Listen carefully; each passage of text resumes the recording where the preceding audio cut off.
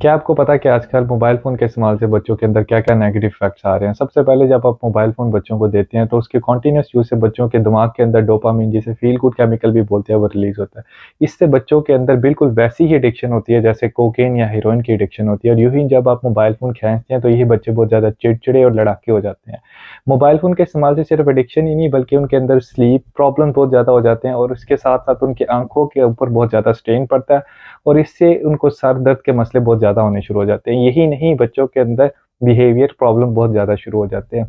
वो इस तरह के जो टाइम बच्चों ने खेल-कूद के बाहर फ़िज़िकल एक्टिविटी करनी थी, वही टाइम वो अपने मोबाइल पे ज़ाया कर देते हैं और इससे उनके जो सोशल इंटरैक्शन स्किल्स हैं, वो भी बहुत कम होते जाते हैं और इन सब की वजूहात की वजह से बच्चों में डिप्रेशन बहुत कॉमन हो रहा है और ये रिसर्च प्रूवन है कि आइंदा आने वाले बच्चों के अंदर डिप्रेशन बहुत ज़्यादा कॉमन होगा। अगर आप चाहते हैं कि आप अपने आप को, अपने बच्चों को इन चीज़ों से दूर रखें, तो बराए मेहरबानी अपने